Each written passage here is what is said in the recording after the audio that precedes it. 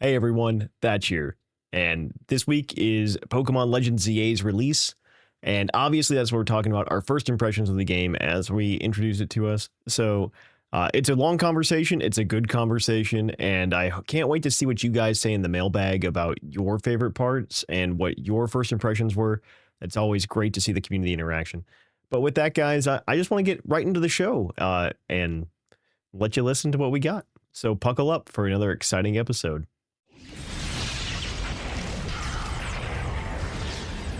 Now, coming to you live from atop the Lavender Town Radio Tower, it's the one, the only, PokeQuiz.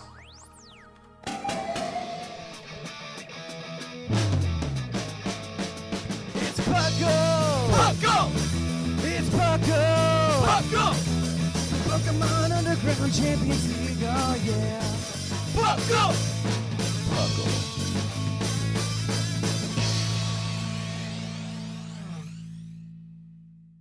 Welcome to another episode of the Puckle Podcast. I'm your host, Trainer Thatch, here today with some spectacular co-hosts. We've got the one and only, bubbly as always, Clod9.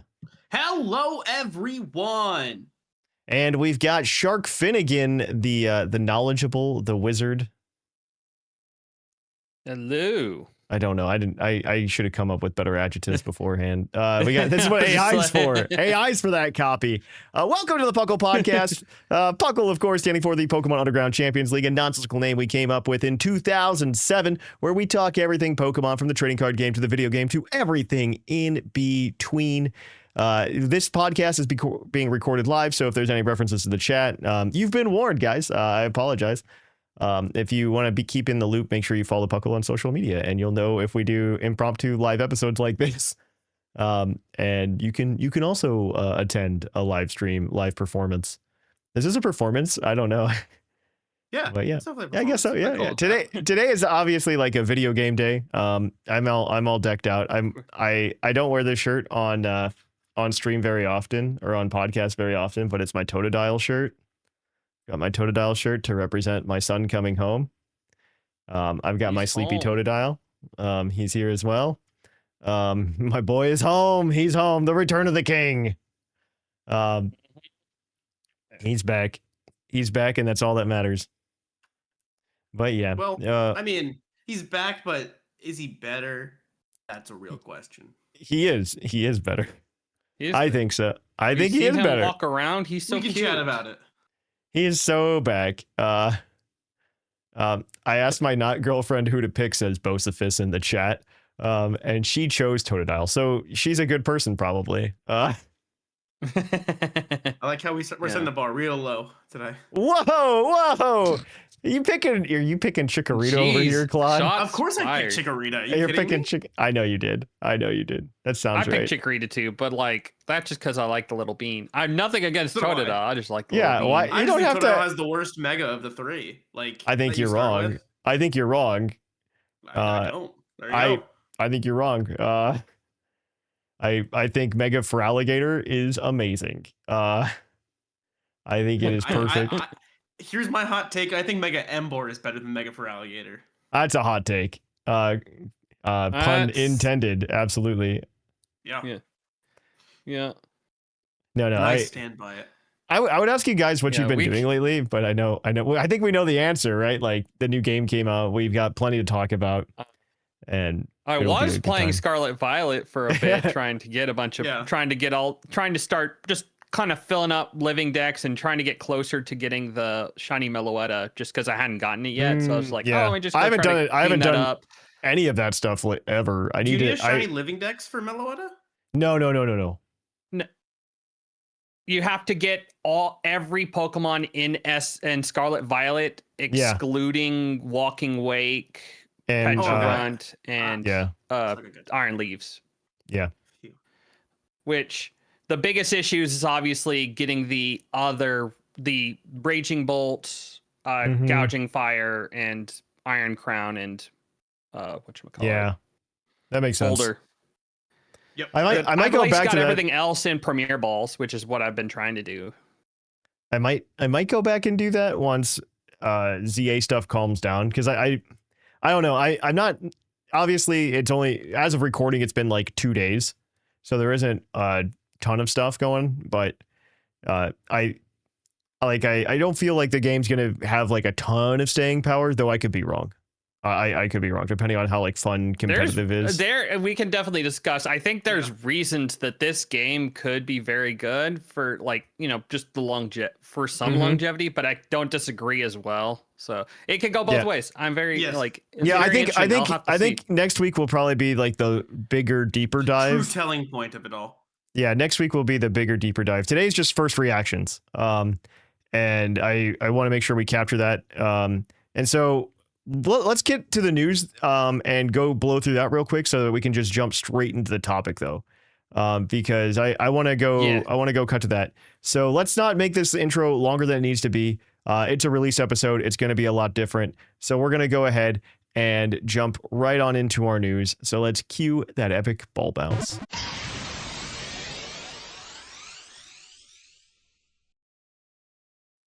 Welcome to the news. In the news, we've got a few things to talk about. First and foremost, and the most important thing that we've ever seen. Pokemon's Christmas stuff is out. You can go buy Pokemon Christmas decorations. It's out on the Pokemon Center. Pokemon Holiday Blessings is the theme this year. So yeah, get ready, have fun, celebrate Christmas in style with your Pokemon plushies. Bug. I must have the Charge-a-Bug's so good. There's a Charge-a-Bug. Yeah, it's pretty good. I gotta look. It's pretty good. A little Christmas present. Yeah, it's a little Christmas present Charge-a-Bug. It's really cute. It's a little bag. And they got a Torterra snow globe. Oh my god. Where on its back. Stockings. Yeah, it's all really good. It's a Torterra. Yeah, it's a Torterra with a Turtwig on its back in a snow globe. It's cute. I'm here for it. Oh, this is adorable. As someone who does have a Christmas snow globe from Pokemon Center, thanks to my wife, they're really cool. They're pretty solid. Really well made. They're really awesome. Definitely should get one. And then there's stockings, tons of stockings. You can just get all the stockings. Delibird, Flamigo, Executor, Pikachu. They've got a new electric model train for the low price of $460. You can buy that one. It's something. You can get it. It's here. I will probably not pay $460 for it. All right. But yeah, that's all the stuff that I think is on my list. So I'll let Claude talk. Yeah, absolutely. Video game news. Season 1 of ZA PvP lasts until November 5th. You need to reach rank K to get your Greninjite. Reaching at least E will let you acquire some sports balls for the season. That's actually kind of cool. Yeah, that's cool. And don't forget, if you haven't done it yet, your mystery gift routes for ZA. 3 sports ball. That's cool. If you get to rank A. Yep. Oh, I thought it was E. You put E in there. E. Oh, you get 2 for E. Yeah, you get 2 for E. You get 3 at A. Yeah, right now this is the only way to get a sports ball in the game at this point. Most of the balls are there, but sports ball is one of the few that isn't available in game at this moment. That you can't buy. Yeah. In other news, for Unite, Mega Charizard X releases in Unite on Friday. Woo! That's kind of cool. That's exciting. Yeah. And that's everything. That's all I got for this. Yeah, it's a short news segment today because again, people aren't here for this. We're gonna cruise through all this in like 10 minutes. The news is the episode, or is the video topic? Game. Yeah. All right. Well, topic. Let's move on to the final bits. You get this, Shark. All right. In Pokemon Go, the part 1 of the Halloween event will start rolling out. So we're gonna get Poltergeist into the game, releasing as in 1-star raids, and Sinistea will be available as shiny, including being in the wild as a rare spawn, which is awesome. Cool. You don't have to raid for that anymore. But yeah, and then in the TCG news at Milwaukee, no deck made it above 10%, so that's crazy. Fairly healthy for a meta. But that they also, to be fair. To be fair, they did also split Gardevoir into 2 different decks. They split with Gardevoir without Jellicent. Yeah, with Jellicent and without Jellicent. So it's still Gardevoir. Yeah, that's fair. That's fair. But Ceruledge EX was the number 1 deck in day 1. Gardevoir was number 1 on day 2. Charizard and Dusknoir won, and the Psyduck promo is the most expensive card to play in Standard right now. That is absurd. It's a one of that goes I in hate that. not most decks, but like a bunch of decks. I hate that. It's only a promo, and because of all the scalpers, it's a lot. I hate more this. I hate expensive, this. and it's absurd. Yeah. All right. Well, what's this And last there piece you got, is- Shark? Yeah. And then there's also what was it? Torch Group also made Mega's meta relevant now with Mega Absol EX and Mega Kangaskhan EX. So there's our first Megas starting to creep in. Mm-hmm. In TCG Pocket, there's a whole bunch of stuff announced. As they're shifting to their Mega meta. They're adding gifting option for all diamond rarity cards. So basically anything that's just a common one, you can just give it to people instead of having to trade. That's kind of nice, for people trying to complete sets. So, and everything will be tradable now, excluding immersives and gold cards. That's good. They should have done that from the beginning. Yeah, exactly. Even then, I kind of want to trade some immersive, but they should. No. Everything should be tradable. Everything in general should be tradable. Everything should be tradable. I think everything should be craftable. Yes. Or decraftable. I mean, too. Mhm. Like, I'd rather. There's certain things I want. I'd rather be able to like get rid of my duplicates and get a single copy versus having to trade off. Stuff. I agree with that. And then they're also removing the restriction on having to wait to trade the newest set. So before you had to wait basically a month for the next set to come out to be able to trade the current set. Mhm. Now you can just do it at launch. So that's awesome. Good. Cool. Yeah. Cool. And then the last big quality of life, they're increasing the frequency of unowned cards in the Wonder Pick. Oh, thank goodness. Yeah. So that way you're guaranteed to try to get the things that you need to complete your sets. And the Mega set will have 3 packs at launch, just like the Genetic Apex. I hope they give us more time then between, sets between sets. If they're gonna launch 3. Oh. Yeah. They might. All right. So first of all, Puckle's Badge Bonanza still doubles on the ladder right now in October.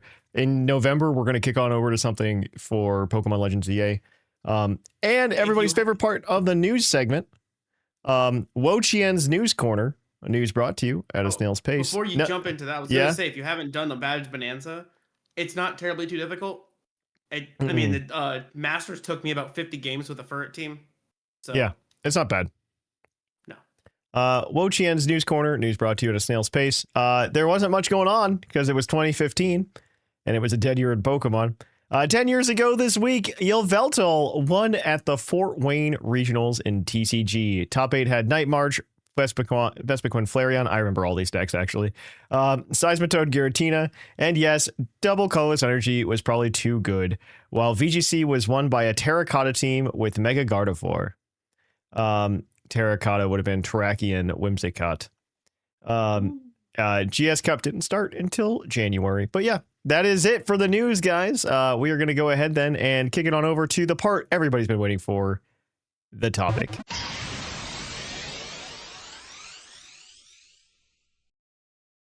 Welcome to the topic. Our topic today are our initial impressions of Pokemon Legends EA.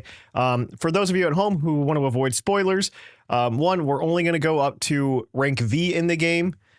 Maybe just a little bit after that, because there's like a little bit of stuff that happens like around that. It's an inflection point in the game, but we're going to only go up there just to talk about our initial impressions, how the game feels to us, and what we like and what we don't like. That does mean like we don't. I know Claude wants to like roast me, but and maybe chat does too here on YouTube and Twitch. But I think what a lot of people like they want to talk about the mega starters, and I think that comes a little bit afterwards, and I don't want to jump into that too much. So I don't want to spoil that for everybody who hasn't seen it. So I'm going to push that to next week. Absolutely. But I think we want to, we'll talk about that more next week. But we can touch on a little bit of Mega Evolution and stuff like that. So my first impression, and I'm just going to go out right off the bat here, guys, for you, and you can, hopefully this is a jumping off point. But my first impression, it was that this was a very Pokemon game. There are two things I got from the first like 30 to 45 minutes about this game. One, it was a Pokemon game because they held my hand and forced me to do things for the first 45 minutes of the game. And it was very frustrating, especially when you would try to go explore and it wasn't like some guy walking in your way. They would just like call you on the phone and be like, you shouldn't walk there now. And it was very, very annoying. Or hey, we're meeting up at the food truck. Yeah, exactly. It's just like a Pokemon game where the first hour they just hold your hand so much to like set up the plot that it was very frustrating. The other thing I got from this, so if you remember like Scarlet, so I think back to Scarlet and Violet and Pokemon Legends Arceus and their first hour where they're really holding your hand in both those games. Both of those put a big emphasis on catching Pokemon.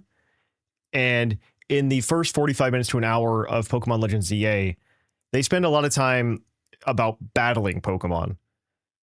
Well, the game is about battling. The game is very much about battling, and I think to somewhat basically, I think somewhat to a detriment. But I don't know. I don't know if you guys got the same vibe or you feel something. Because I have feelings, but I don't want to. I'm going like, to go steamroll on the defense of the tutorial for a little bit. I do agree it was long, but I felt like everything there at least had a good purpose, at least even if it's just something like, hey, let's go take this shortcut, and it gives you here's the roofs, here's the mega crystals. Like, it does kind of give you that, like it did, like because this game, yes, it, being in that setting, you need to know, like, you can go, you can climb buildings, you can scale around, you got to at least have that knowledge of what the full scale of it is, because otherwise, your initial impression's of Lumia City, and you're just going to be running around alleys in the wild areas. It's like, well, there's some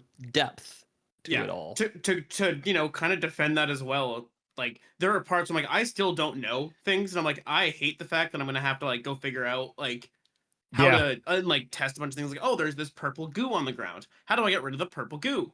And I still have no idea how to do that. I am very appreciative. I can give you a suggestion because I just found that and I figured it out. I've tried kind of a little bit of an experimentation, but I hate it.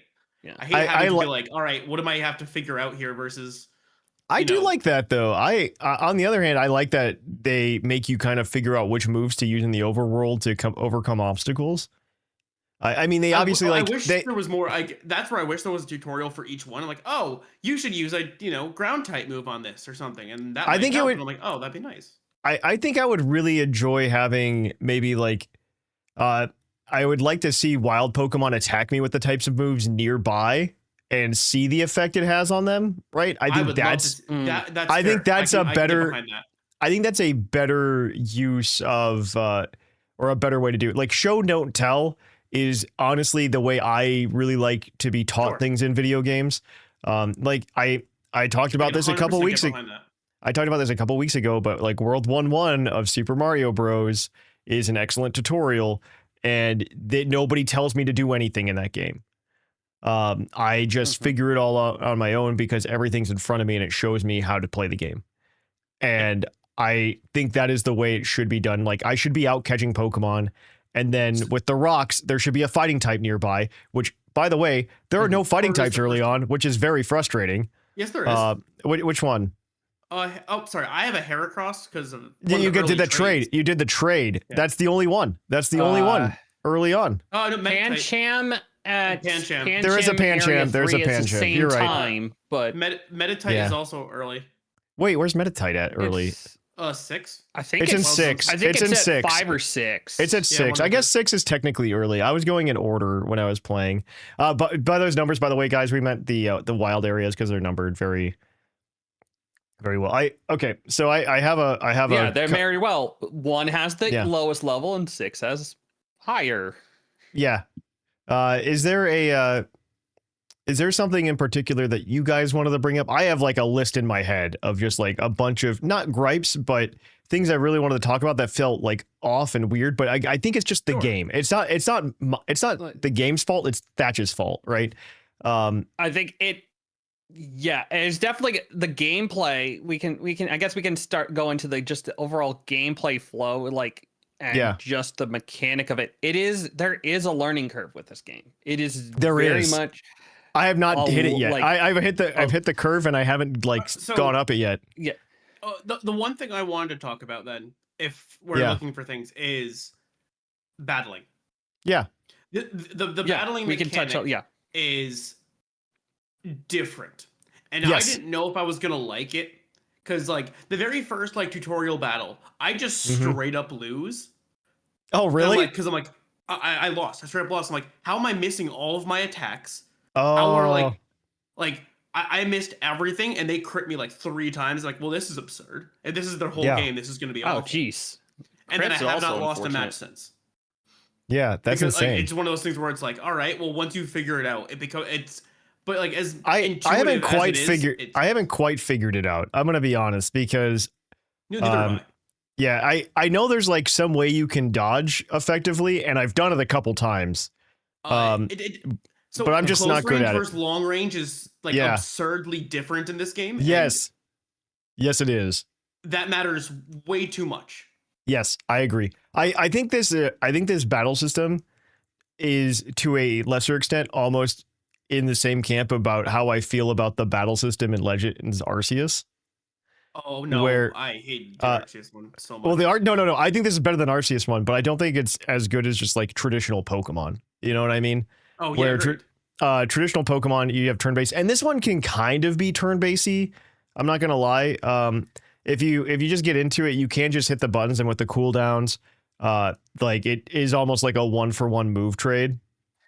I feel like you could get a little faster than that. I think it's finding the right. I think that's the part that we're gonna have. It's gonna take us a lot of time to get there. Is trying to figure out what is the good flow of it.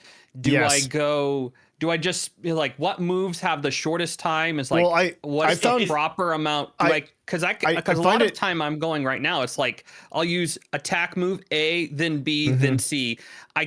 I have to teach myself. It's like, well, yes, this isn't this is not in a super effective move at all. Like it's like almost a pseudo fighting game. I'm sitting there doing nothing. I might as well click it and do damage. It's almost a pseudo fighting game. It feels like you can do like the long range versus close range thing, right? Some Pokemon take a minute to like run up to the opponent and do like a close range move. But I found that if you use a move like Quick Attack or Aqua Jet, you can like the Pokemon will zoom in from very far away. And so you can get that close range real quick. So there has to be something with that where like you're doing this combination of long range, close range, and you're finding the optimal flow. Cause you to move and like dodge attacks randomly. Yeah, exactly. Like, what is going on? Yeah, I think and it's like, oh, I can try to when do I want to boost up? Do I like I can use like work up, get it or growth, get an early boost and just start spamming moves like okay, trying to figure out the time to then go back and use work up again because I know those boosts don't last forever. The time between like switching and being able to attack after you switch is very like, there's like a little there's lag. a lag. So there's a lag. If all your Pokemon are low, you just die. Yeah. Because they always get to go first no matter what attack they're doing. Yeah. And it is, not easy. Like no, it's definitely there's definitely a learning curve, and I think you can get like there's going to be some kind of skill level here. My one worry, honestly, is especially for like the online competitive that they're really pushing, is that we like come to some kind of like universal constant where it's just like these are the optimal 6. And we get to something kind of like Gen 1 OU, right? Where it's just like, here are the 6 Pokemon that are the best 6 Pokemon. You shouldn't use anything else. I feel like we might, like there's a chance that we might get there. I I think megas might complicate it a little bit just because you can mega evolve multiple times in the same battle. And you can mega multiple Pokemon. It's a very interesting mechanic in that sense. So I don't really know. It is too early for me to like really give like a definitive answer. All I can say is it feels weird, and honestly, that's how you're gonna feel whenever there's any kind of change, right? Like you're gonna feel weird. You're gonna feel a little uncomfortable. And I really I like outside of battling though, it's been very interesting. I don't want to say that it feels empty because it certainly doesn't. It's not empty, but running around in like the one city, in Lumia, this is changing gears, by the way, for everybody at home. We're not talking about battling, but I have the city feel. What are the two other? Are they related to battling, Claude? I don't want to pivot. So the other thing, I mean, it's kind of like my pivot out of it is the changing from night to day. Oh, I wish it was fluid. I wish it was fluid. It is a break in the game because I'll be in the middle of a battle or doing something. It's like the end, and it's daytime. A whole cutscene will play, and now all of a sudden the Pokemon I was fighting is gone, and I can't do anything. And now I have to like go and wait another like full day. I agree with you. This if they're like so you can time skip pretty easily by sitting on a bench or something, but like. I do also I do appreciate they did make like a kind of a meme about it when you go talk to Lita. She did make a meme about how like you should just start sitting on benches. And I was like, okay, that's silly because I remember when X and Y came out and we could sit on benches, everybody was like losing it. And it became a meme on the internet. And so I'm like, okay, this is funny. We're referencing the bench thing. Benches actually have a purpose now. You can just go sit on a bench, fast forward time. That's really cool. Thank you very much. But I think as like part of it, I think it's just like the way they trying to make that, this game feel totally different between night and day because night you get the battle zones, you get certain night spawns. Like I can see certainly some of the aspects of like the programming and game design of it is like I could see why they did the cutscene. Yeah, I mean it can be a bit jarring, but I don't think it's necessarily a bad thing. It's basically just trying to, make a clear cut of like, okay, because like at nighttime you're supposed to you battle everyone, and then at the end you turn your coins into money, and you get that. Yeah, but like you go that. Stop what I'm currently doing. Like let me. That's the problem. My thing. It's a matter of I'm in the middle of a fight, and now I'm no longer in that fight. That Pokemon has disappeared out of nowhere. I was just talking to them. How did that happen? No, I was literally in a battle with the Flabébé when that happened at once as well. And the battle just stopped. The Flabébé was gone. There was a new Flabébé in its place, but it just had erased everything that had happened. And I'm like, come on, we don't need to do that. Like, you could let me finish the battle after the animation. Like, that's fine.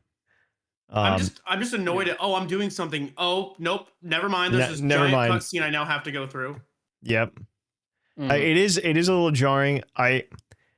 When talking about the world as well, like I felt like so there was a lot of discussion before the game came out about whether or not just placing the game in Lumio City would be problematic. And I think gameplay wise, it's not. I think the game is perfectly doable with that.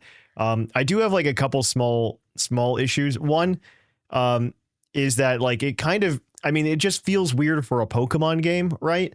Like Pokemon games are typically about adventure and exploration. And I feel like we lose a little bit of that being confined to Lumio City. Sure.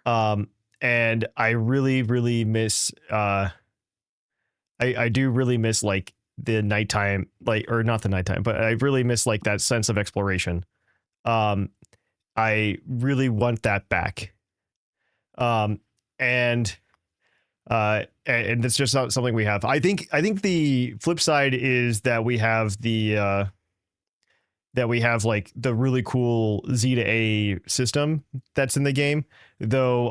And this is like minor spoilers for people past V, but you do skip a ton of ranks at some point in the game, which is lame.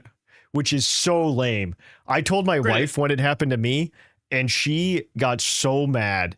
She was just like, she's like, that is the game. That is the name of the game. Why did they take that away from me? I was having so much fun doing that gameplay loop. Like she was having so much fun doing the gameplay loop. I just got there. I haven't done that fight yet. But I'm like, oh gosh. So we're jumping from what's it, V to F? To F. Yeah, it's like more than half the alphabet. Like you're doing like 10 levels instead of 26, right, or 25. I will say though, they did ramp up the levels and the difficulty. Like they did pretty hard, yeah. But they have to. You have to go do some other stuff, which is great. To be fair, you kind of have to if you're going from V to F. Yeah. No, it is really cute. Sense, that makes sense. It is really cute because a lot of people would talk about like the other characters talk about how good you're doing, and you're already like essentially a G rank anyway, so they don't know why you're stuck at like V. And apparently that's actually very accurate. It's definitely it's interesting. It's interesting. I do still feel weird though with it being such a small space. The other thing that kind of bothers me is are the wild areas, and it feels, or the wild zones. That's what they call, not wild areas, but the wild zones. I feel like the Pokemon selection's like a little small, but I understand based on the space that they have that they put them in. Yeah. But the one that really upsets me is because you'll go in and they'll be like, oh, there's 7 Pokemon here for you to catch. And you can go and catch 7 different Pokemon while you're there. But then there's overlap between them with Pokemon species, and that's also very frustrating. And I don't know that I like it. Like I don't need to go catch a Patrat in area 2 and then go catch a Patrat in area 4. Like that doesn't need to be a thing. No. They could have taken the time to give me something else. You like you gotta make it feel like some species of animals live in different different zones. Sure. I think maybe having like maybe 2 zones at most. As long as it's not more than that, I don't think it's too big of an issue. But I guess the question to follow up for that then for you, Shark, is like, how do you feel about like Patrat being in zone 2, but in zone 10 there's just Watchog. Like Watchog's one of the 7. Like that doesn't feel great, but I don't mind it as much just because you can catch the evolution and you could just, I don't have to evolve a Patrat now. I don't think so. Yeah. I don't mind it too much. Like you kind of like, you want to be able to catch the evolution sometimes too, just for the sake of speaking it out. I could say at least, I'll tell y'all, I don't know if it's too big of a spoiler, but the Pokedex size is very close to what Legends Arceus was. Yeah. Just base Arceus, base Arceus had 240 plus, the couple of event mons. That's what you're getting in this game. You're getting something comparable. I won't say the specific number. So if you're trying to stretch it out, like there can be redundancy. And if you think about some of the Pokemon in Legends Arceus, you saw Badoo's places. You saw Shinx in 2 big areas, You're right. You're right. There's a lot of redundancy in that game. I do agree with you. I mean, beyond just like, Magikarp's being everywhere but that's Magikarp, Yeah. But, you got to flesh it out a little bit. I will say I think there's a lack of water type Pokemon. Really? I've gone through like the first like 8 areas and there's 3, maybe 4. Go to the 9th area. Like go to the 9th area. Right. Yeah. If you can't find things, try Night, because I'll tell you, Night. Area 2, Staryu and Magikarp swap. Yes. Yeah. Yes, I knew that one. But like outside of that, it's all right, cool. There's a Barbaracle. And that's it. Yeah. Let's see. No, hold on. No, let me. If you go, I can tell you, there's quite a few. Let's see. Yeah. We have the Totodile as your starter. That half counts. You don't get that one because you chose wrong. Barbaracle, Starmie. Carvana is in like area 9. All right. Well, I haven't gotten area 9. Panpour. Yeah, Panpour. I know it exists. I haven't seen it. So those. Okay. This is good. This is a good pivot. Trees, so I know. Yeah, that's a slight transition. This is a good pivot part. Actually, I have really enjoyed. I was a little worried about this. Because I didn't talk about it a ton in the trailers, but they've showed it a little bit. But the number of Pokemon that are just kind of like out of the wild areas, like that are just around, like if you see a Pokemon that's not like talking to a trainer out in Lumio City, you can probably catch it, which is probably one of the coolest parts in the game. And I've caught Panpour and Pansage so far. I haven't found Pansear. Yeah, I was climbing up one of the ladders and I got aggroed. I'm like, what? Yeah, isn't that cool? Me? I went back downstairs and I saw the Pansage and I'm like, oh, sweet. Chunk. Yeah, there's just like so many Pokemon running around. On a lantern or on street lights. So it's really cool seeing you can just find the shinies in those too. Yeah. That's cool. I did not know that. Yeah, there's anything like flying, anything just chilling in trees. There's like bugs in trees a lot. So yeah, there are. There's a lot of like it makes the city. It starts to fill out a city that it can feel. I don't disagree that it does feel a bit samey. I think part of it is just the way they had to. Yeah. They sacrificed a little bit on the variants to ensure performance was there. Yeah. It's like the game is pretty. The game is still pretty. Runs really well. I am running it on a Switch too. Really well. I think we're all running on a Switch 2 though, right? I don't know if I can comment on like Switch 1 performance. Basically nothing severely negative on a Switch 1. That's great. That's great to hear. Actually, the load times are from it's between 2 seconds on Switch 2 to like 6 seconds on a Switch 1. Okay, that checks out. Not too bad. You're not really having to go through many loading zones in this game. Oh yeah. Conversely, because the whole map is one giant model. Through them between night and day. Yeah. But that's honestly, you're right, Claude. That's the worst one. But like, you're not you're not going in a building to load. You're not going out of a building to load, or constantly like that. There's at least a time between the loads, but yeah.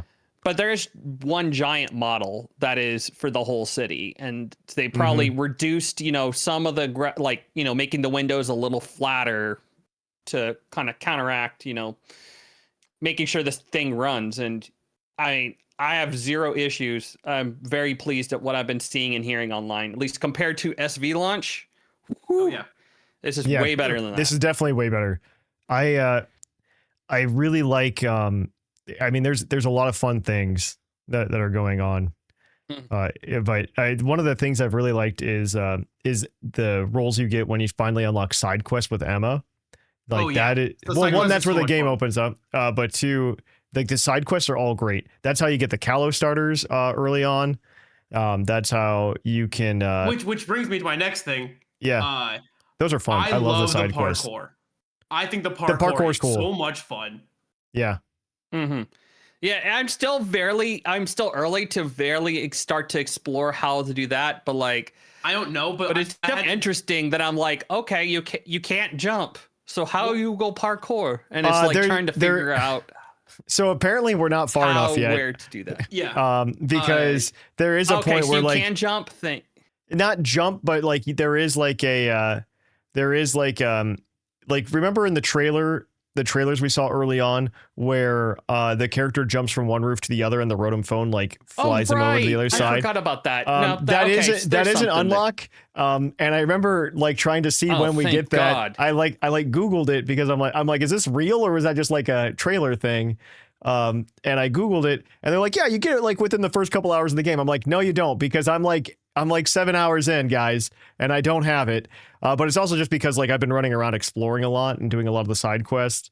And so I haven't taken the time to like play. I think it's within the first few hours, if you were doing nothing but like main objectives, you could probably get it in a couple hours, but it does come. I don't know where it is yet.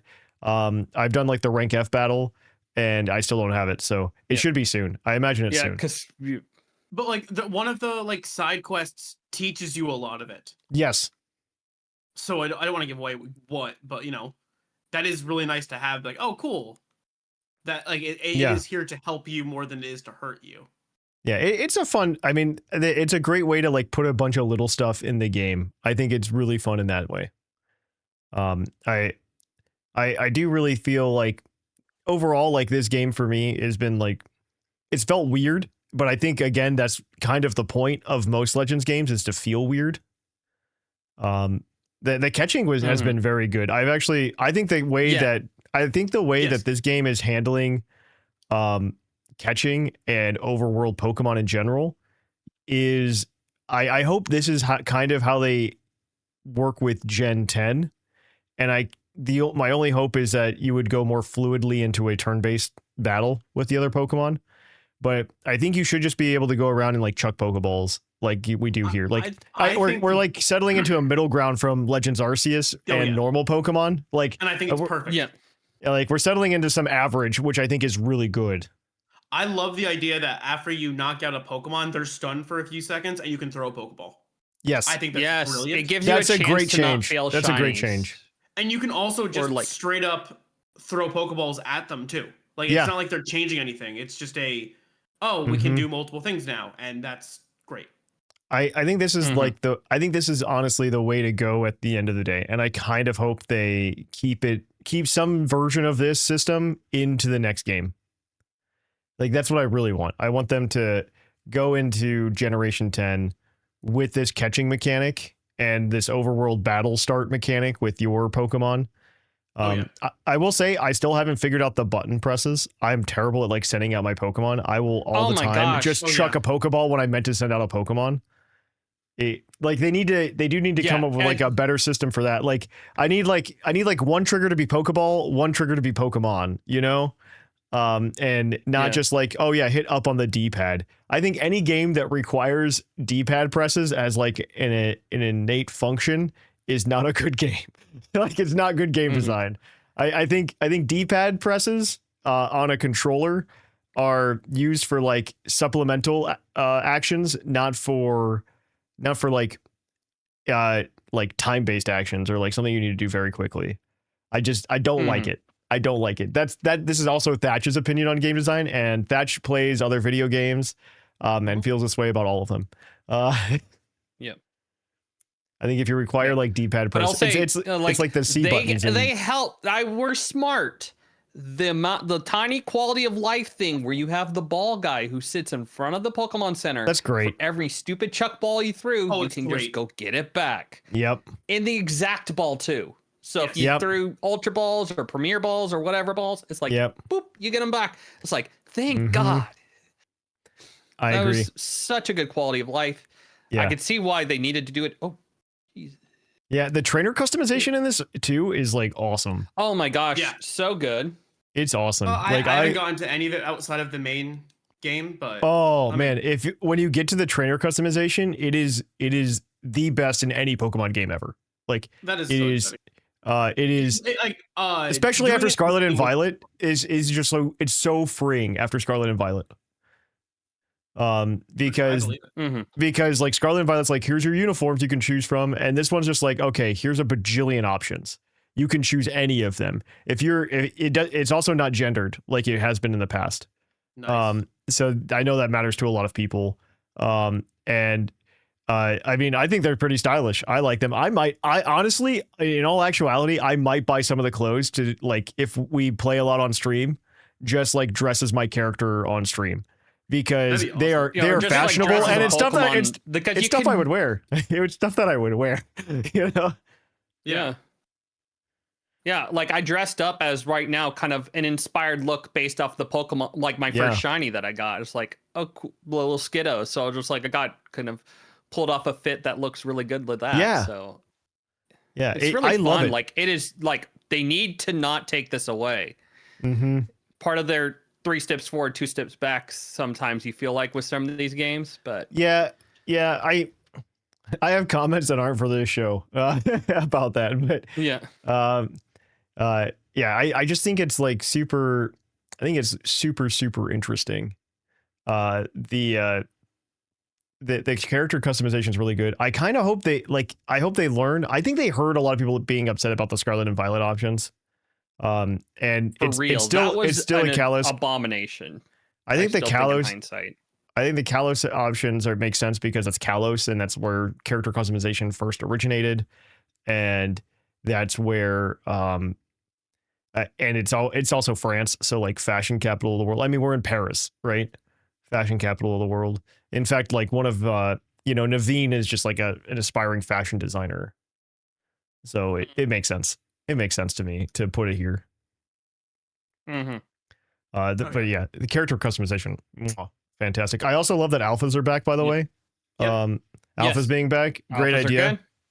I also appreciate the lack of explanation. All I remember is the explanation for alphas coming back is the guy goes, yeah, somebody talked about them being around like back in the day, and yeah, now they're just like showing up again. Weird. And that's it. That's the end. It's weird. I'm sure there's a story reason for it to some extent because they're hinting at a lot of stuff in the story. I am pleasantly surprised like how many hours I got in up until rank V, by the way. I don't know that this was the intended way because when you get to rank V, you also get the is Lysander back is what somebody asked. I don't know. But when you get to rank V, the reason this happens is because, or after rank V, you end up hitting like your first like rogue mega battle. And that's where you get mega evolution as well. And when you get to that rogue mega battle, like the gameplay is a lot different. It feels a lot like it feels like a combination of like a raid battle plus the like the lords in Legends Arceus. It's like some weird combination between the two. I don't know this for fact yet, but I feel like based off of how they showed the rogue megas, you have to fight a rogue mega to get the okay, I mean this is like a little bit after the V. Mega the Mega Stone, Evolution I think Stone. mostly.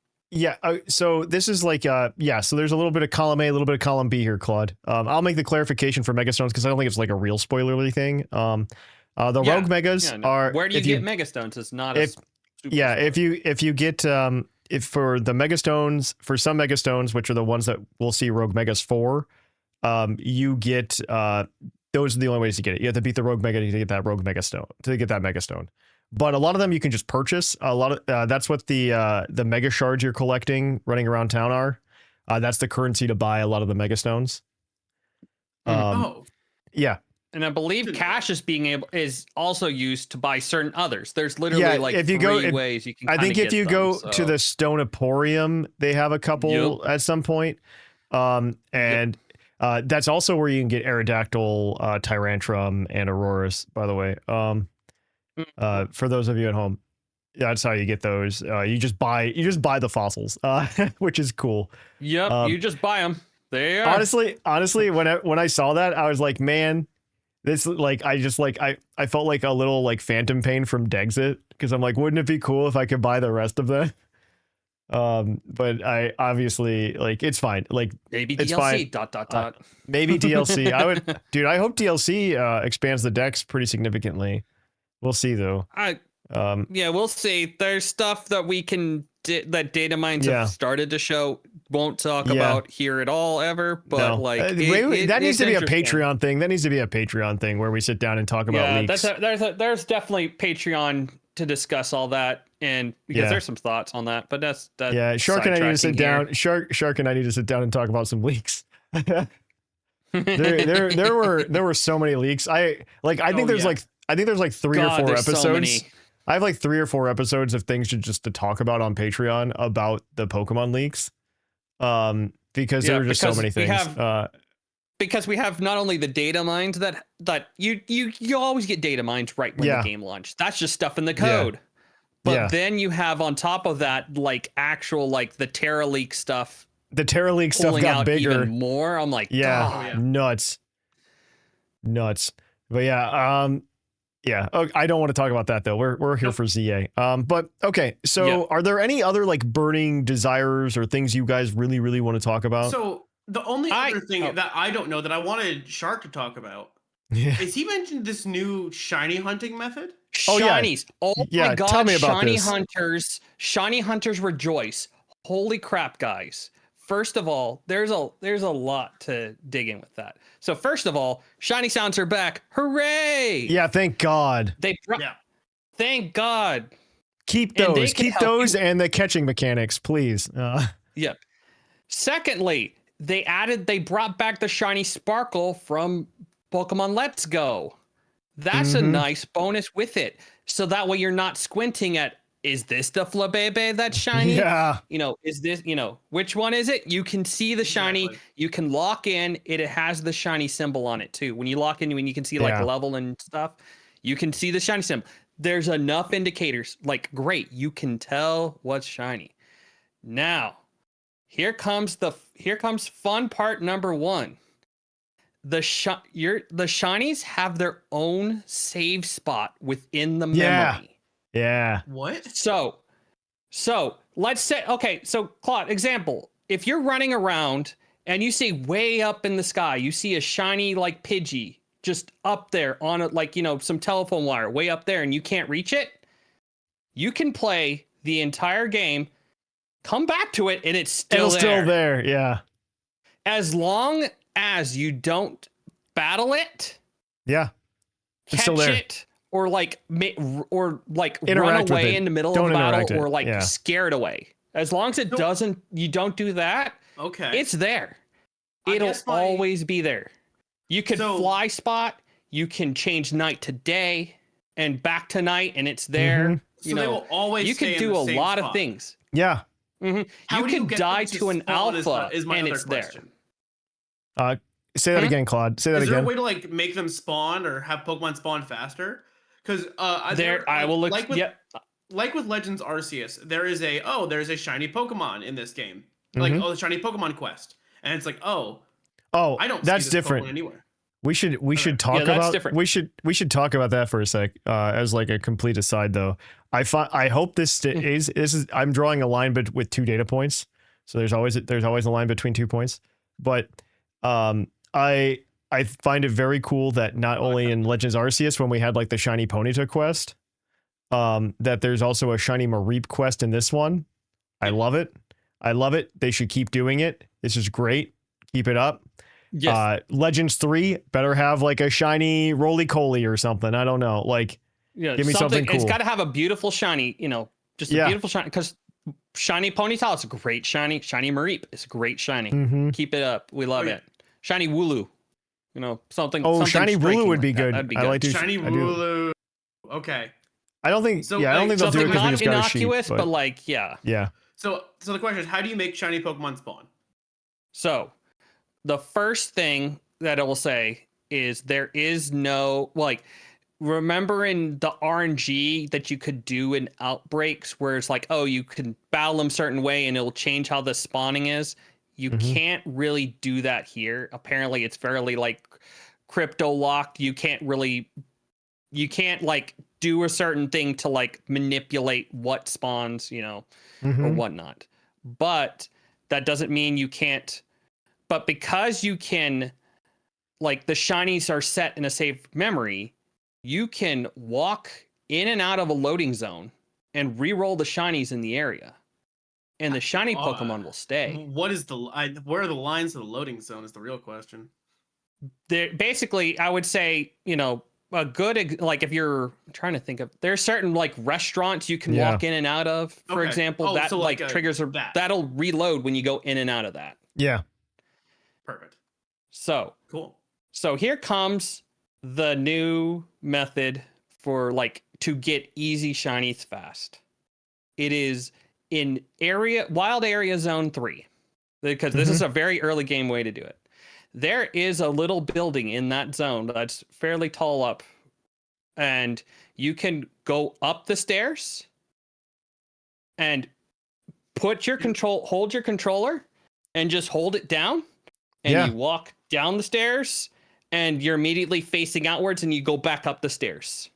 If you just keep holding down, you keep going up and down, and you can just literally stick a rubber band on your controller, go AFK, come back in, 30 minutes to an hour, and then run around that area, and boop, you might find a shiny.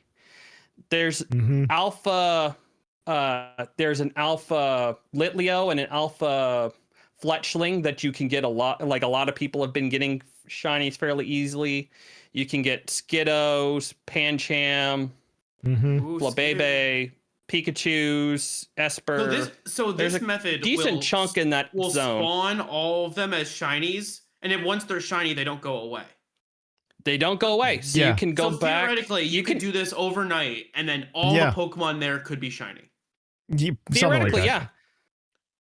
There's definitely a good. You like should there's be able to have there's most still of like them should be.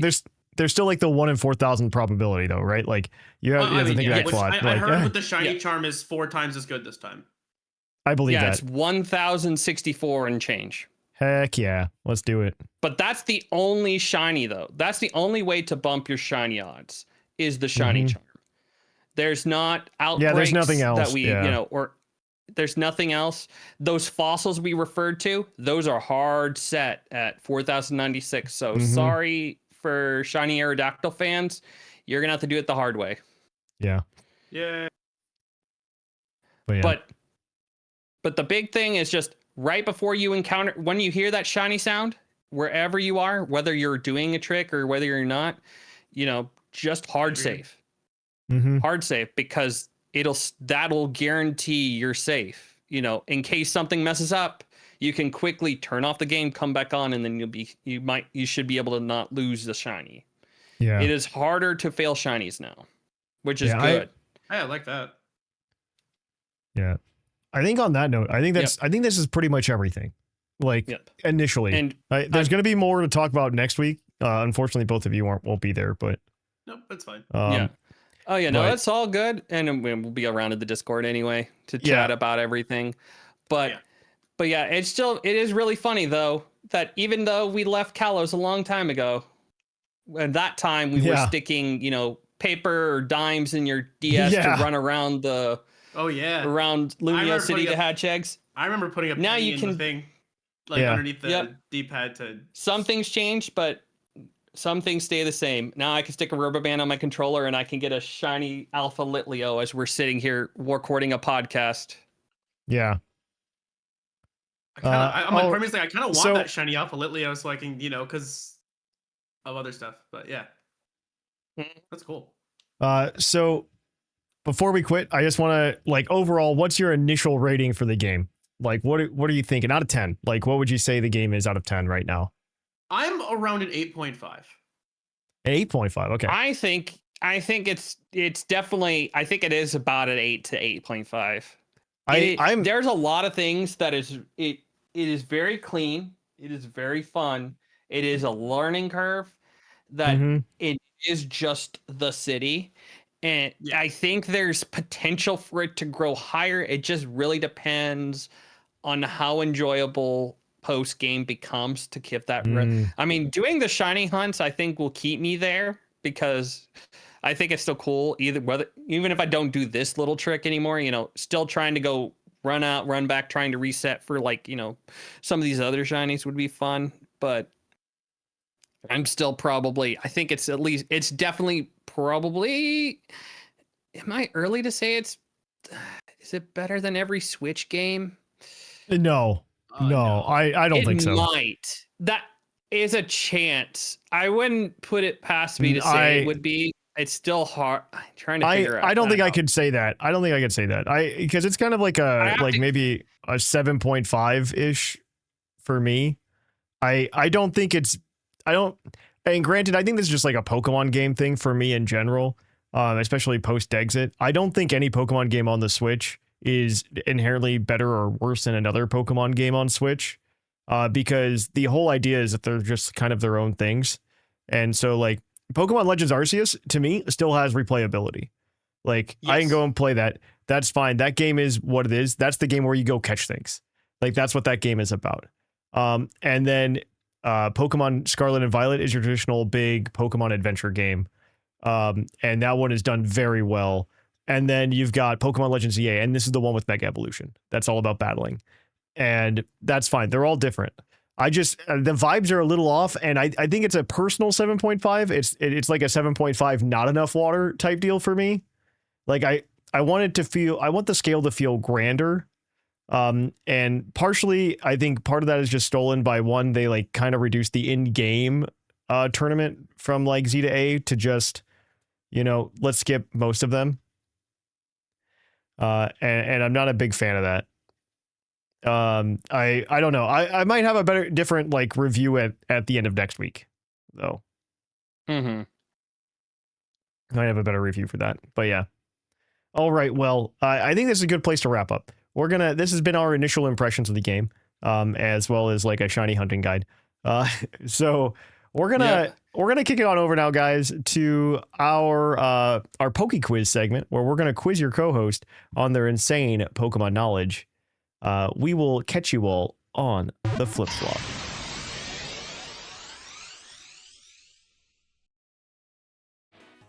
Oh hi, and welcome to the PokeQuiz, the part of the show where we quiz our co-hosts on their insane Pokemon knowledge. I'm Mark from the Dunsparce gang, here to explain the rules. Our fabulous co-hosts will work as a team to answer 5 Pokemon-themed trivia questions that fans have submitted on the Discord server.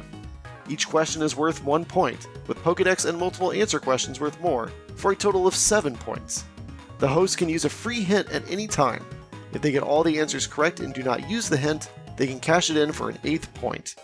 Welcome to Puckle's PokeQuiz. Thank you for that intro, Mark from the Dunsparce gang. We're going to jump into our questions today, though. But as a reminder, you can submit your questions over at our Discord server at pucklediscord.com. We also have Shark, who's not in the top 4. So we actually get a bonus question today. So with that, we're going to jump right into it. Our first question this week, guys, is a general trivia question, as always.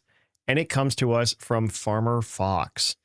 Old listener, old friend of the show. Hey, Farmer Fox. Which is the only non-poison type Pokemon to have the ability Poison Touch? Seadra. Poison Touch, not Poison Point. Oh, Touch. You're right. Seismitoad. You're right. Okay, I'll trust Seismitoad. Seismitoad is the answer that you guys are going for. Seismitoad is... That is correct. Yeah. It's Seismitoad. Seismitoad's correct. All right, you're 1 for 1 very quickly there. Your next question is another general trivia question, and it's going to come to you from Bugcatcher Totes. Hello, Totes. What Pokemon will still evolve even when holding an Everstone? I feel like we've asked some version of this question before, but yeah. I'm trying to think if there's anything other than... I know one weird glitch that I heard of, and I was reminded of recently, is if you trade a Kadabra holding an Everstone, it still evolves into Alakazam. But I don't know if that's this. I think it might be, but... I honestly don't know this one.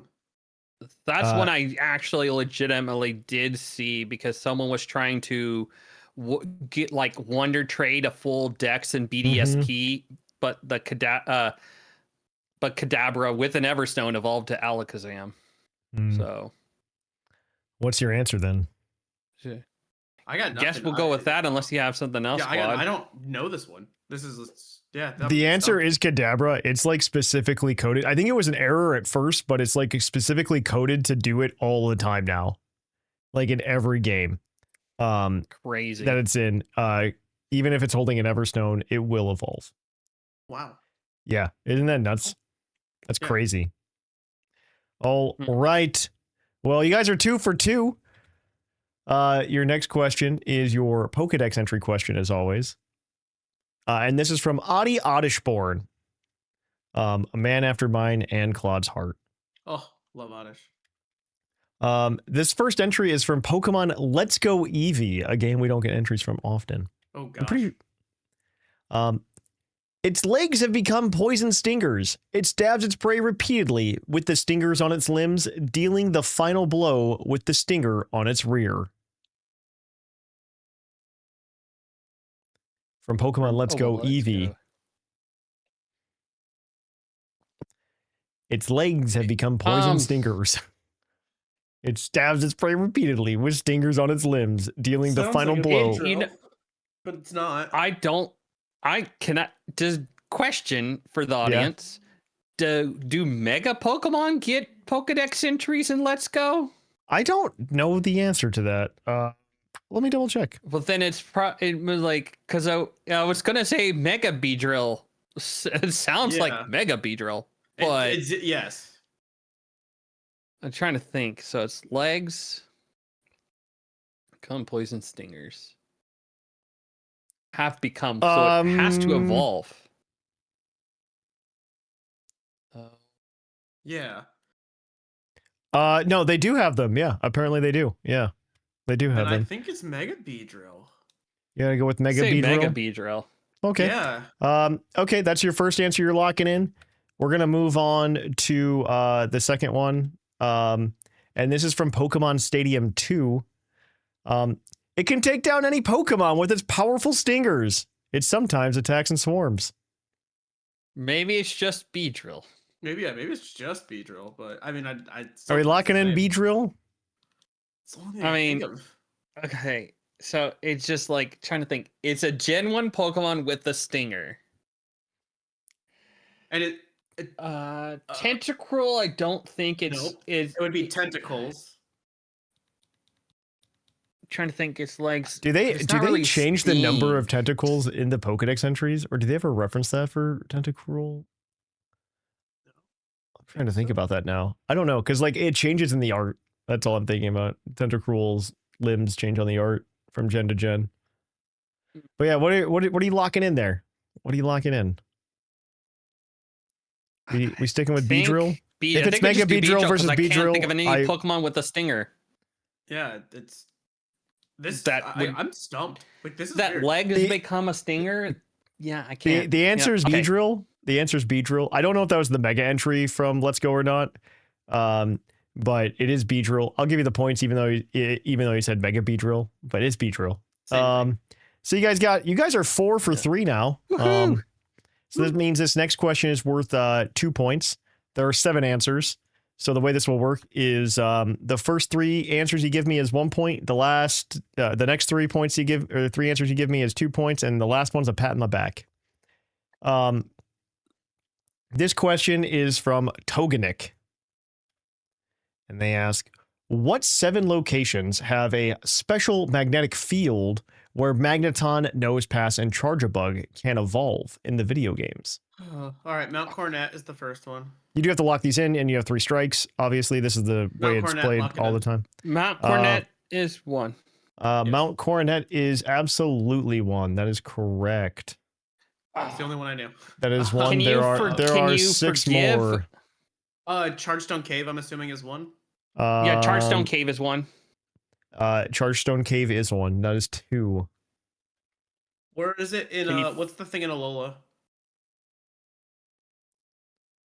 There's like a certain spot in Alola. Can you forgive a pronunciation? Because I believe it's like Mount Lanikala or something like that. It is one of the mountains on Ula Ula Island where the power station is. Because you've described it, I'm going to give it to you. The answer is just Blush Mountain. Blush Mountain, yeah. That is 3. That is 3. Okay. You've so far said Mount Coronet, Chargestone Cave, and Blush Mountain, so that is 1 point. Okay. There are in fact more though. I'm trying to think because that was there. Where's Galars? Yeah. Oh, gosh, it's one of the caves. I shouldn't give you the hint. I'm not going to do it. I was going to, but we're live, so can't be nice here. Can't be nice. Yeah, I know. Clod's in first. Audience, give me a hint. Oh gosh! All right. Now I need to really like actually sit in the tank and figure this out because this is gonna bug me otherwise. Because was there another spot? Well, we know it does a Gen 9. Is there another spot in Gen 9 that does it too? So here's my hot take: New Mauville. New Mauville, correct. That is 4. New Mauville, Mount Coronet, Chargestone Cave, and Blush Mountain are what you guys have so far. There are 3 more answers. What about X and Y? Power. Is it the power plant or Route 12 where the desert is? Where in Kalos? In Kalos. That is correct. That is Route 13, the Kalos Desert route with the power plant. Very that close. Is 5. Right. That is 5. I only need 1 more answer to get you guys full credit here. There are 2 more. One of them. In, what's it called?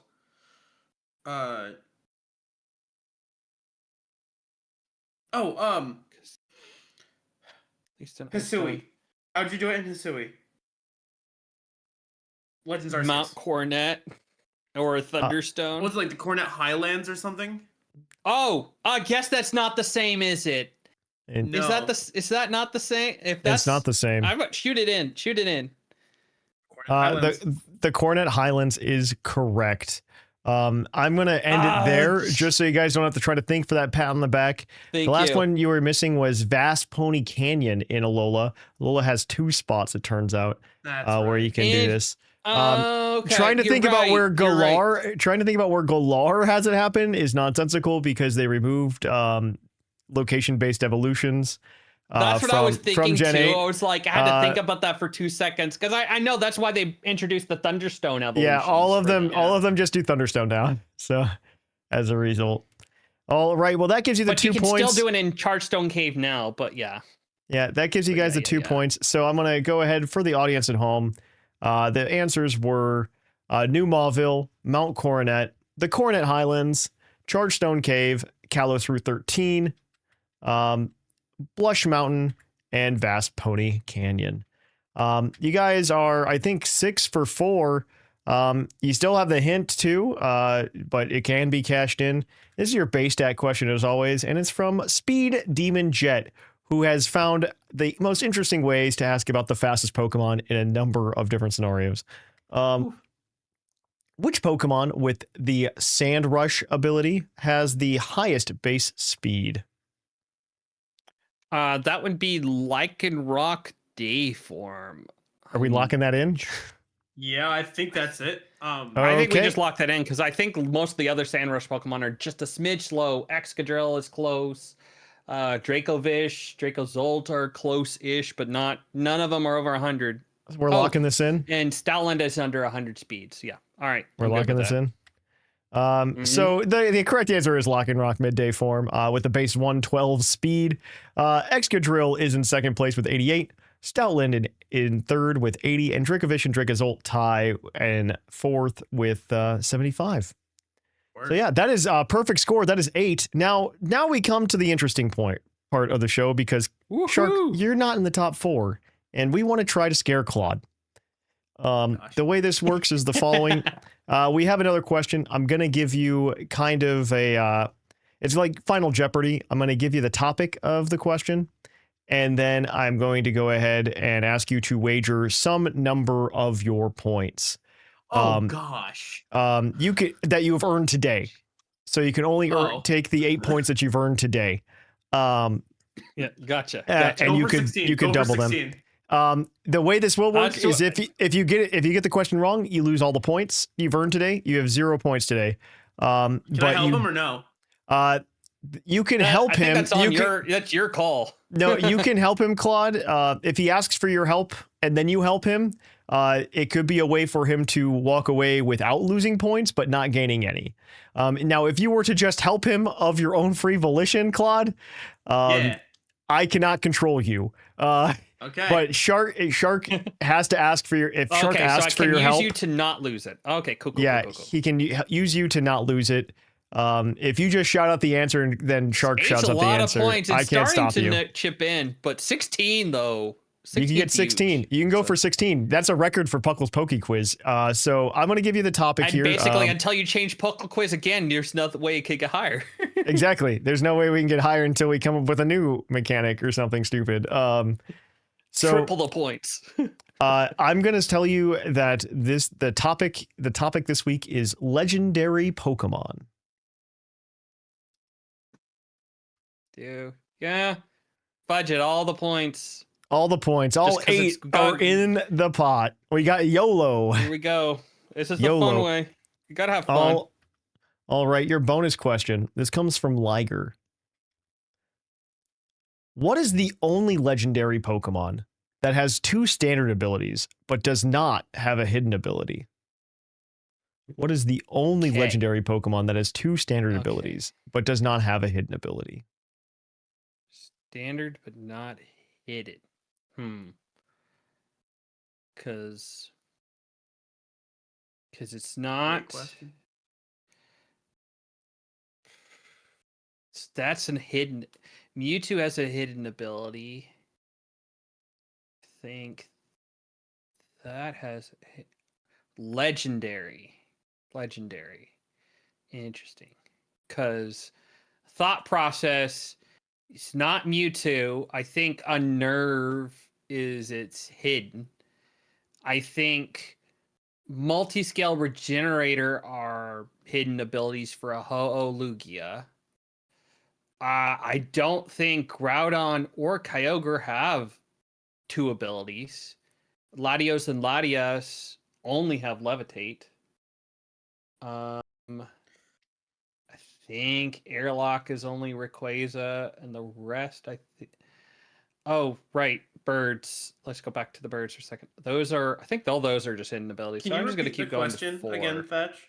What is the only legendary Pokemon that has 2 standard abilities but does not have a hidden ability? Okay, so it has to have 2 standard for it to Yes. be considered. Has to be 2 standard, but not have a hidden. So it's basically trying to narrow down which ones have. I have a guess, but I could be wrong. Trying to think,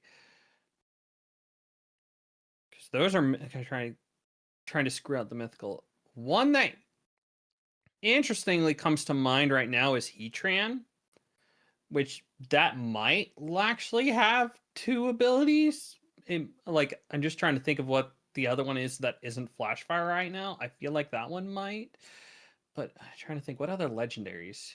The other one is just Flame Body. Just yeah, that's what I feel like. It might legitimately have it is Flame Body Flashfire, but I don't know if that's hidden or not. Gen 5.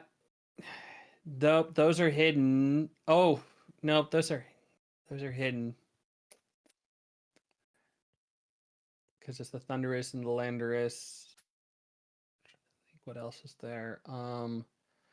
Those I think just have 1. Gen 6 just have 1. I don't think there was a trio there. The Coco, those I think are hidden abilities. it has 2 but does not have a hidden. Gen 8 Has 2 but does not have a hidden ability. That is tough. That is I don't know if I know it. Gen 8 and Gen 9. Because you have. I said I have 1 guess and only 1 guess. It's not the Sword Dogs. It's not you. But I can't tell if that's. I don't know if I can't give a. I can't. Somebody in chat says, shockingly, I think I know this one. This is for all the marbles. Is that a hit? Is it shocking? I'm just kidding. No, it's not shocking. Oh, it's no. only legendary. That's actually, hold on. That actually is just dawned on me. That actually is very helpful. It takes out all the trios. Sure. Because the trios would behave the same way. So that is helpful. I was thinking about that now. I don't know why. That was just a subtle hint. So it's got to be something like, what are the Gen 4 legendaries again? It definitely. Man, this is Liger. You should know it. You wrote the question. You should know. Liger in chat, just like, I think I know this one. His name's on the screen. It says Liger. All right, Thatch, I'm gonna message you what I think the answer is. Okay. Because it's Heatran. You have Heatran. You have Reggie's. You have, what is the other legendary? In that Cresselia. Cresselia is just Levitate, I think. I can't. Nope. I'd be giving a hint, and I think that's unfair to Claude. I think it's unfair to Claude to give the hint. I think it's unfair. Oh, dang! All right, I thought my answer was right. Gen 5.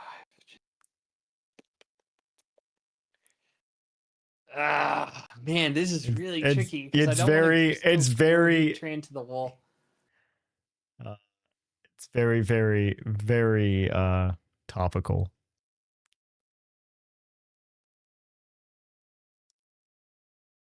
I still disagree with.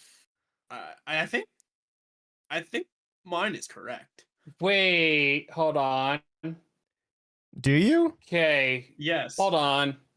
Hold on now. I just had a thought now. Okay. Let me make sure that Liger didn't mess up, but I don't think I don't. No. I think in the same way you are, Claude. I think in some way you are, Claude. I think the answer is Zygarde. Are you gonna lock that in, Shark? Because I think that really thinking on it, that there's two abilities. One is one I believe is just the Aura Break, but then I think the other one is the one that makes it go complete form or something to that effect, or just the fact that it can go complete form. I don't need to know that. I just need to know the Pokemon. It's Zygarde. It is Zygarde. Though to some extent, Necrozma, I guess, could have been an answer. Based on that's what my mind was at, because Ultra Necrozma has Ultra Necrozma does get a new does get a new ability, so it's kind of muddy. But Zygarde can be on every single form of the Zygarde for both of them. Mm-hmm.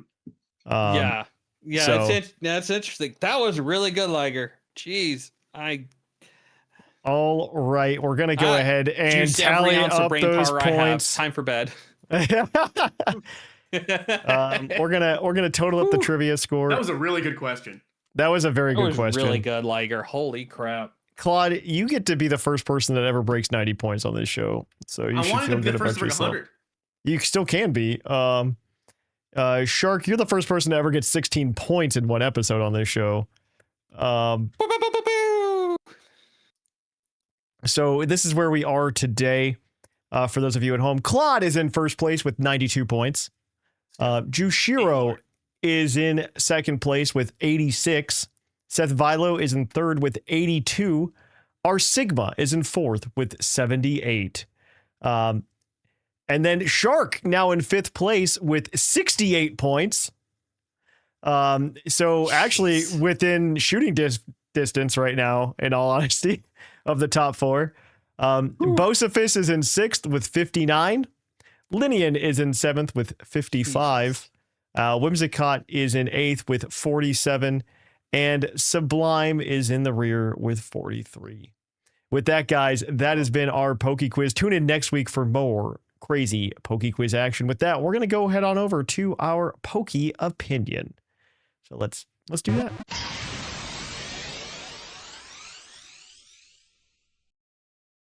Welcome to Puckle's Poke Opinion. Our Poke Opinion is going to come from British Gent in our chat, our live stream chat today. And he asks, do we want to have the battling in ZA carry into other games? And I mean, I think Claude and I are on the same page, and the answer is no. But I think this is a good first attempt at doing this. I think there's potential to do so, but I think I think it was worth trying to play around. I'm definitely not a no. I think it'd be interesting to try to bring this through.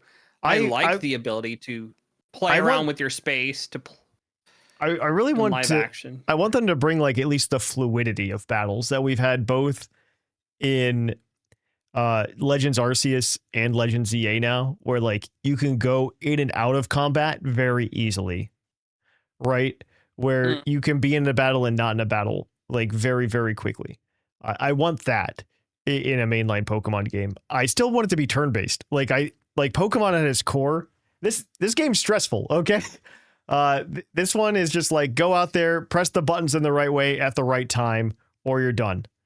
And it's meant to be that because Legends is meant to be more of like an action adventure type series than the typical Pokemon game. But like when I play Gen 10, I want Gen 10 to be I'm sitting on the couch, chilling out, walking around, going on my fun little adventure, and I can take a break when I need to take a break, and go do a turn-based battle real quick. But you know what? If it takes me 5 minutes between turns, that's fine because I had to get up and like let the dog out or something, you know?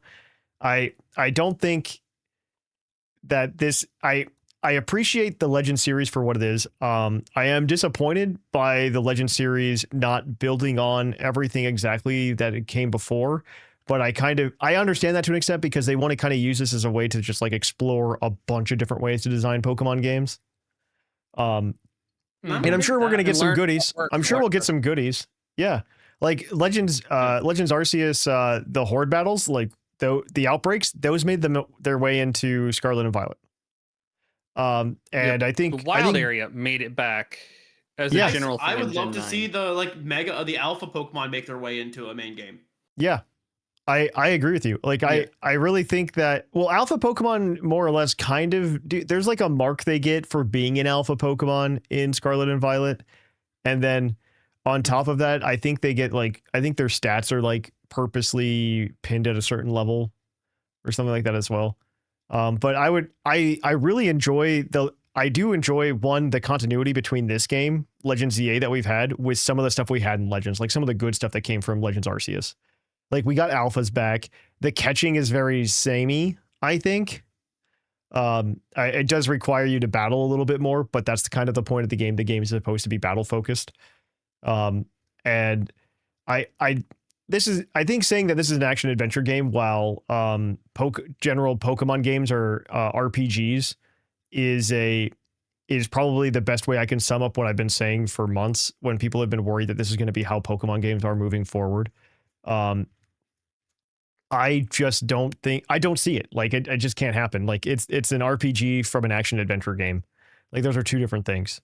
It's just not going to work, you know, in that sense. But I would love for me to just be able to press a button, send a Pokemon out, and now I'm in a battle. Like I think that's the way Pokemon battles should work to some extent. Like I should hit up, not up on the D-pad, but let me hit like ZL or something like that to send my Pokemon out instead of something else. I think that's kind of where I'm at with it. I mean, I also think that the battling feels, and maybe this is just because I'm not experienced with the battle system yet, but it feels a little undercooked.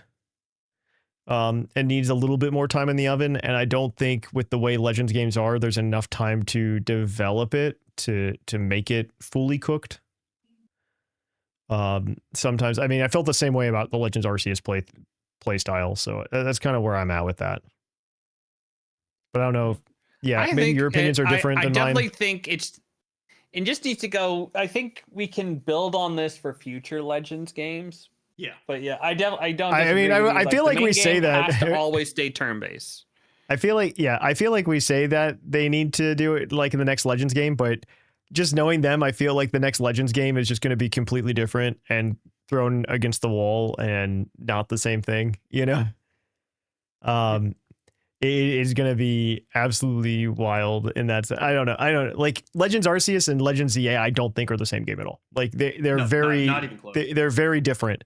And I just don't think, I think at this point, wishing that Legends games build on each other is just something I don't believe anymore can effectively happen. You know? I just don't think that that's the intention that Game Freak wants to have with this, or the Pokemon company, which is fine, because I do think they need to take the time to step outside of their comfort zone of just like, here's Pokemon turn-based, have fun. Here's 100 new Pokemon, have fun, go play. I do like that they're taking the time to try to think about the Pokemon world and how Pokemon can interact in different types of games like this. So yeah, I'm really appreciative of the way they're doing that. And like I said, it's a great way for them to take little bits and pieces that are working in these games and put them into our, you know, more traditional JRPG Pokemon games. Our Final Fantasy, you know. Mm-hmm. So I think that's kind of where I'm at with it, but I don't know if you guys have other opinions or you feel differently or have any other thoughts on the matter. Kind of just an agreement. Yeah. Okay. We're in bold agreement here. Yeah. All right. Well, with that then, you know what? We've had a long show, so this is going to be Puckle's PokeQuiz, or the Poke Opinion, not PokeQuiz, Poke Opinion. We got one more segment, which is just some emails. So we're going to go ahead and kick it on over to our mailbag and read some of those wonderful emails. So we will catch you over there.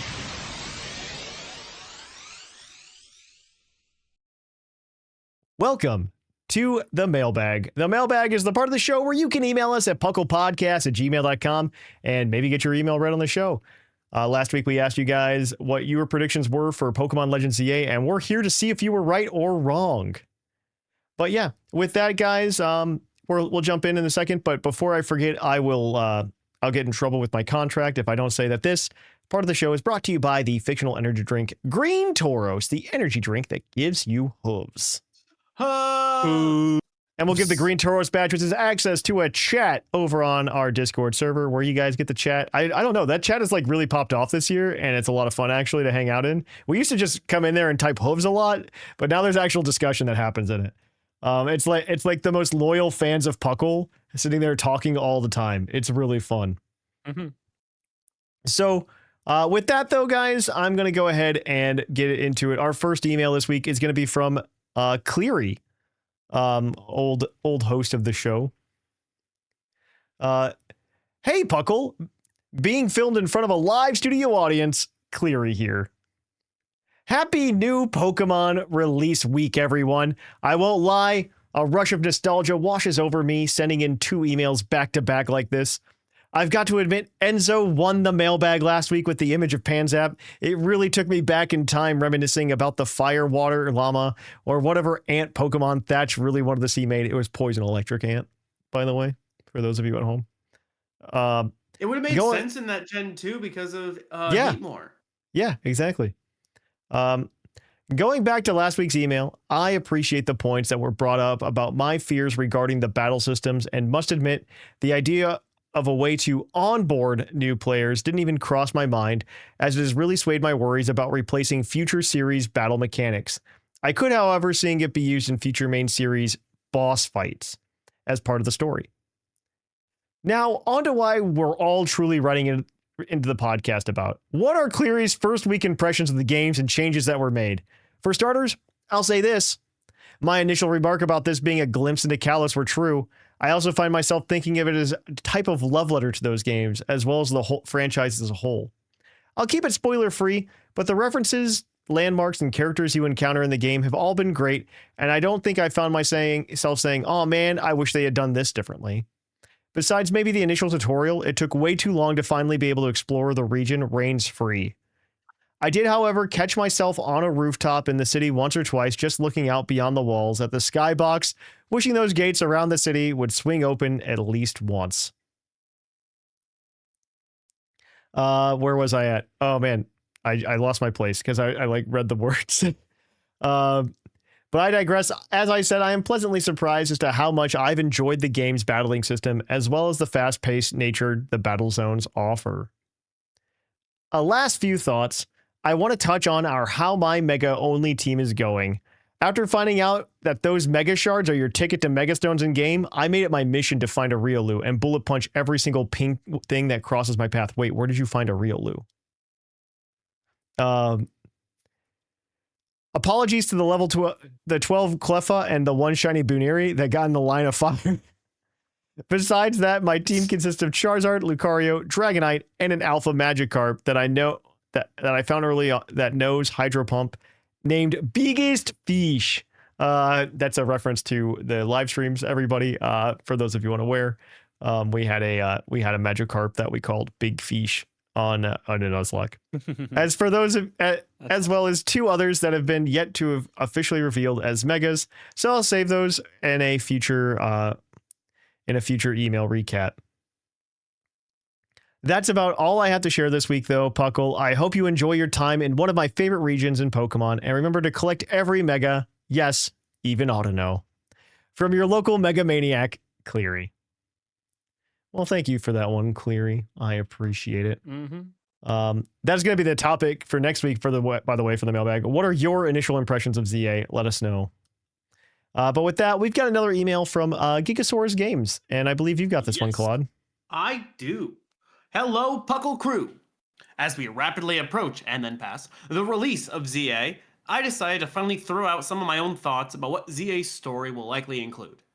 I don't expect any relatives of characters, but I'm sure we'll see some returning characters themselves in the game, likely including all the Kalos gym leaders in Elite Four, possibly as elite trainers at high levels of the Battle Royale pyramid. One character I'm not convinced we'll see, though, is ironically Zerosic. While it's true that most of Team Flare escaped justice, Xerosic was canonically arrested by Looker and hauled away after one final conversation with Emma and the player.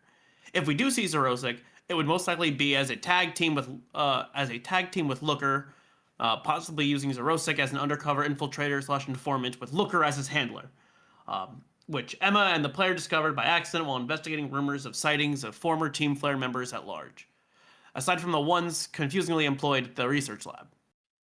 As for Mega Rayquaza, I remain unconvinced that it will be in the game. All of the name similarities aside, while it would make mechanical sense to be in the game, I worry that its entrance to the story would feel very shoehorned and make the story of the game flow less well, much like the Dynamax Pokemon from The Player Doesn't Fight in Sword and Shield. I do, however, predict that at least one Pokemon from every generation before Gen 9 will have a Mega by the end of the DLC. Because I think that Game Freak is starting to get some of the message about utilizing all of their generations after the silliness that was Leon's Charizard in Gen 8. Given how many fun choices they have made for Pokemon in Unite, such as Delmise and Crustle.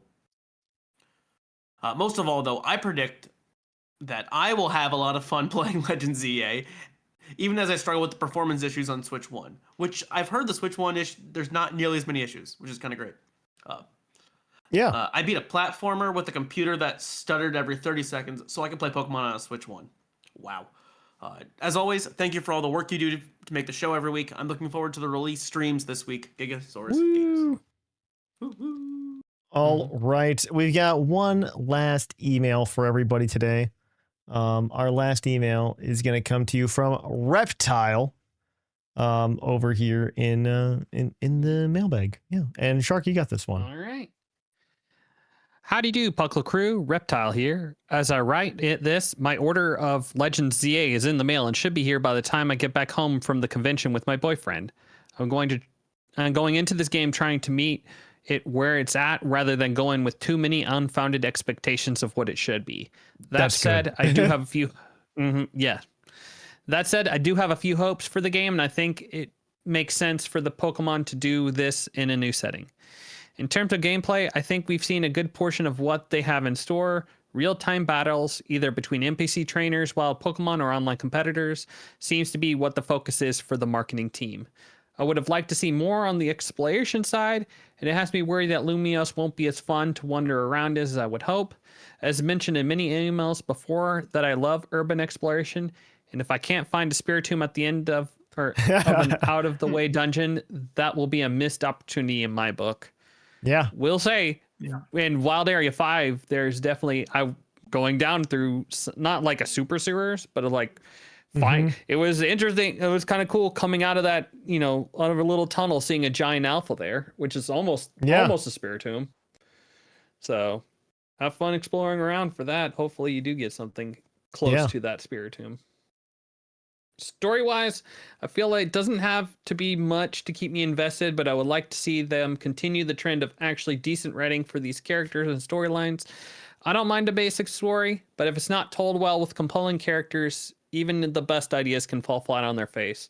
I hope that the Rust Syndicate, Team MZ, Quasartico aren't the only factions running around Lumiose, but I think they would have been told to us if there were.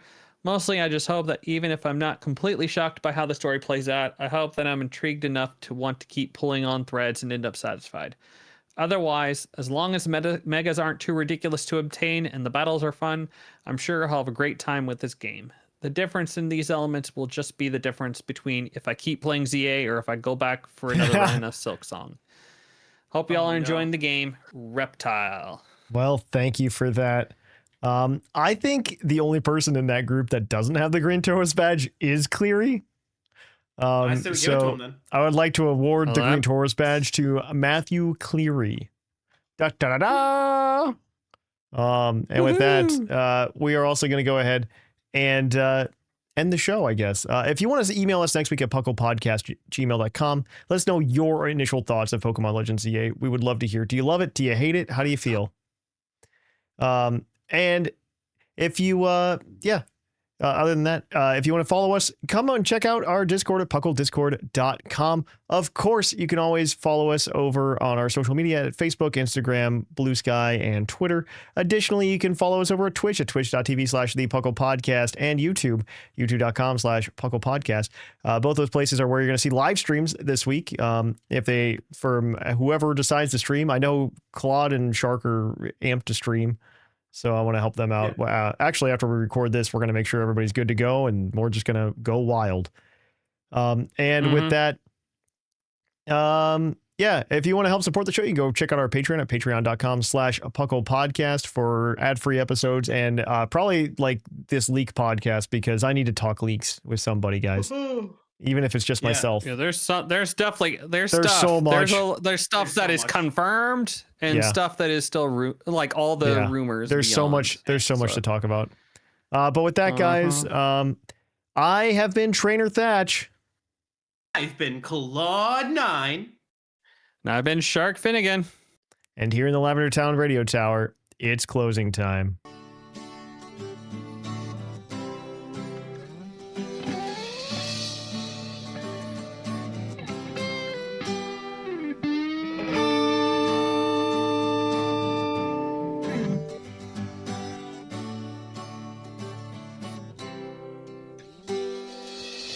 Closing time.